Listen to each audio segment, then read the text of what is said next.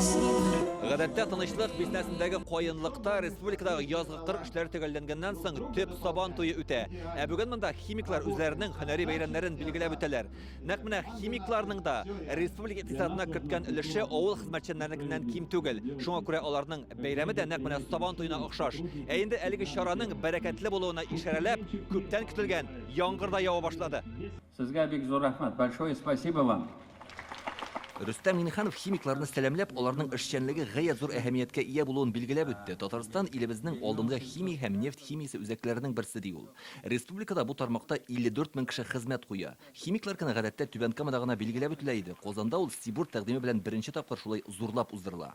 Сегодня мы продолжаем развивать новые химические производства, такие как крупнейший альфиновый комплекс P600, Нижнекамск нефтехим, комплекс нефтепереработки и нефтехимических заводов ТАНЭК, а также наращиваем мощности производства полиэтилена на Казани Оргсинтез. Только за последний год на создание и модернизацию мощностей отрасли уложено порядка 100 миллиардов рублей. Особые слова благодарности руководству компании «Сибур».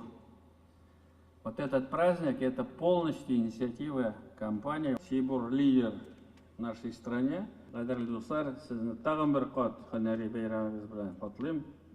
Барыгызга да саулык, сәламәтлек, эшегездә һәм шәхси тормышыгызда уңышлар телим. Исән сау булыгыз, үзегезне саклагыз. Сезгә хезмәтегез өчен зур рәхмәт. Большое спасибо вам. Сибур җәмгыяте генераль директоры Михаил Каристалов Татарстан химикларын һөнәри бәйрәмнәре Казан Оргсинтез заводы хезмәтчәннәрен юбилей белән котлады. Ул билгеләп үткәнчә, иртәгәсе көннең төп бурычы имин һәм нәтиҗәле эшне оештыра белү. Ул шулай Холдингның директорлар советы рәисе Леонид Михельсонның сәламләү сүзләрен дә җиткерде. Уважаемые коллеги, Бүген Казан Оргсинтез илебезнең нефть химиясе сәнәгатенең иң зур предприятиеләренең берсе. Сибур компаниясында зур урын алып тора. Сезнең ирешкән уңышларыгыз заводның бердәм коллектив хезмәт нәтиҗәсе. Сезне бу истәлекле вакыйга белән котлыйм.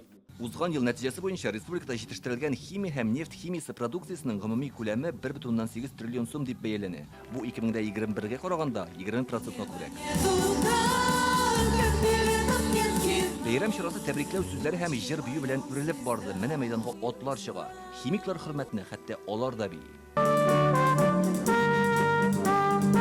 Монда җитәкчеләр, аппаратчылар, слесарьлар, хисапчылар җыелган. Бик ауырланабыз заводка. Бөтен мимо это я показывал хисемне вот биреп, так. бөтен тормышымны биреп эшләдем. Присяду. Инде Хорошо. хәзердә бик Итак, күп яңалыклар. Үзебезнең гомер буе шунда эшләгәчтән безгә ул якын инде. Ничә ел эшләдегез? 30 ел. Бу бик без бик шат, рәхмәт безнең хуҗаларыбызга шундый зур бәйрәм уздырган өчен. Яшәсен Татарстаныбыз, яшәсен Казаныбыз, заводыбызны яратабыз. Госман Гомәров бу бәйрәмгә Түбән Камадан килгән. 42 ел өлкән аппаратчы булып эшләгән ул. 8нче сыйныфны тәмамлауга туган авылы Каенлыдан Түбән Камага килеп училищеда химик һөнәрен үзләштерә, аннары заводка урнаша. Рәхәтлән дулкынланып бардык. Вот шул. Ни өчен? Ну, яшьлек инде.